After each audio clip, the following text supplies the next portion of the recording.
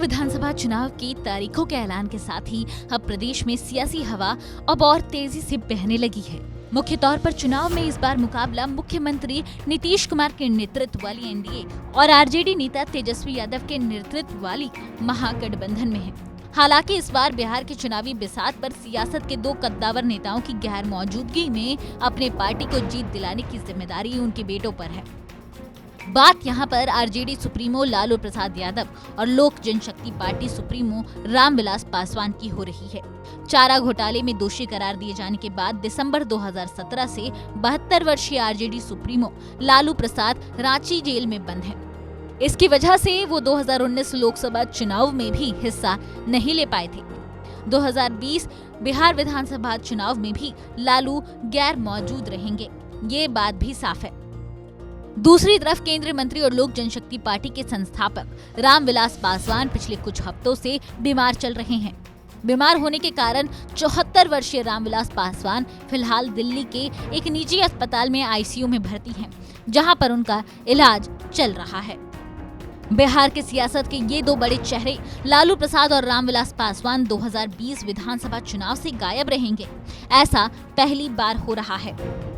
बात अगर 2015 के बिहार विधानसभा चुनाव की करें तो उस दौरान लालू और रामविलास पासवान पूरी तरीके से सक्रिय थे। लालू ने तो 2015 बिहार विधानसभा चुनाव की बाजी ही पलट के रख दी थी, जब उन्होंने अपने दम पर महागठबंधन को जीत दिलाई थी।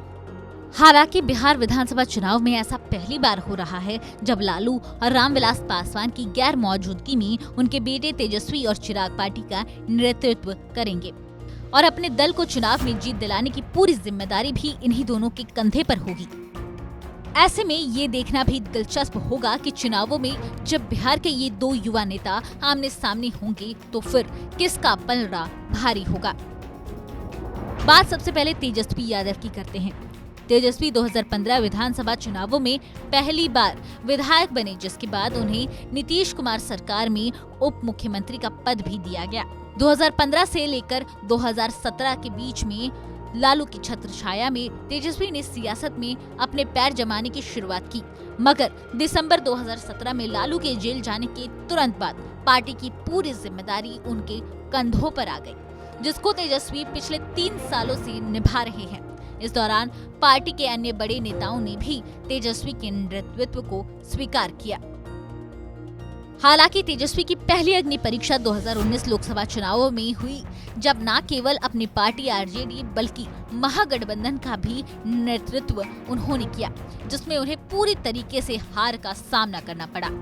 2019 लोकसभा चुनावों में आरजेडी के सभी 20 उम्मीदवार बुरी तरीके से हार गए और महागठबंधन केवल एक सीट पर जीत हासिल कर पाई।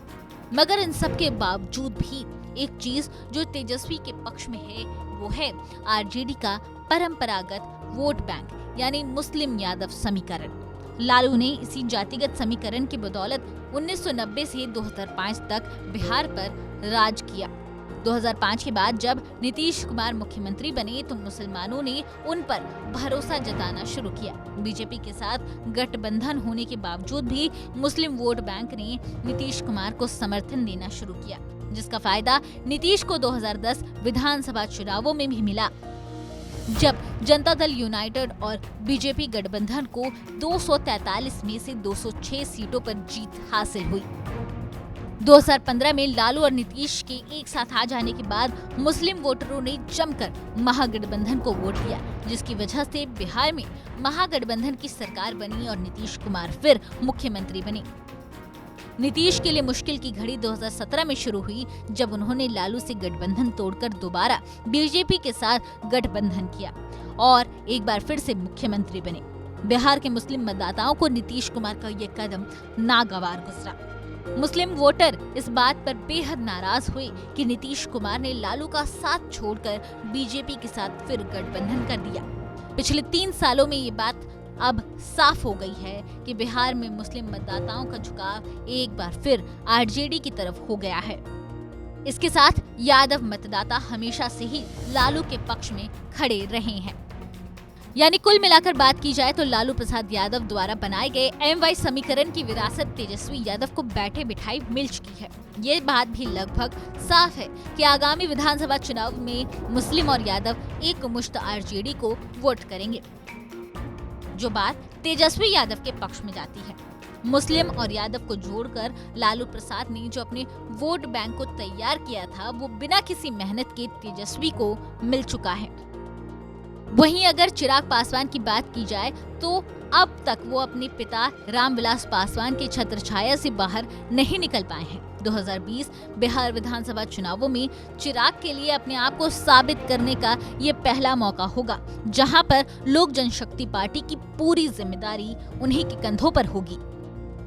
रामविलास पासवान पिछले 50 सालों से बिहार और देश की राजनीति के एक बड़े चेहरे हैं। सीनियर पासवान बिहार में दलित का सबसे कद्दावर चेहरा माने जाते हैं।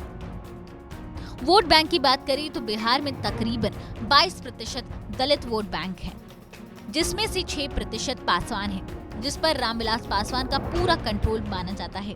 6% पासवान वोट बैंक को अगर एक तरफ रख दिया जाए तो बाकी दलित वोट बैंक नीतीश कुमार के लिए वोट करती है। ऐसे में चिराग पासवान के लिए पिता के जूते में अपने आप को फिट कर पाना उनके लिए सबसे बड़ी चुनौती है। तेजस्वी की तरह चिराग पासवान के पास विरासत में मिली तकरीबन 31% का एक मुश्त वोट बैंक नहीं है, जिसका फायदा उन्हें मिल पाए। राजनीतिक जानकार अभय मोहन झा का कहना है कि तेजस्वी की सबसे बड़ी ताकत है उनकी पार्टी संगठन का पूरे बिहार में मौजूद होना। चिराग पासवान के साथ ऐसा नहीं है। लोक जनशक्ति पार्टी के पास कोई मजबूत संगठन नहीं है।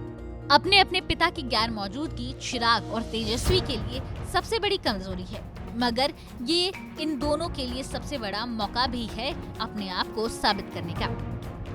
वहीं राष्ट्रीय जनता दल के प्रवक्ता मृत्युंजय तिवारी का मानना है कि लोकप्रियता और जनाधार के मामले में तेजस्वी यादव चिराग से बहुत आगे निकल चुके हैं। मृत्युंजय तिवारी मानते हैं कि बिहार की जनता को ऐसा लगता है कि तेजस्वी प्रदेश को नेतृत्व दे सकते हैं।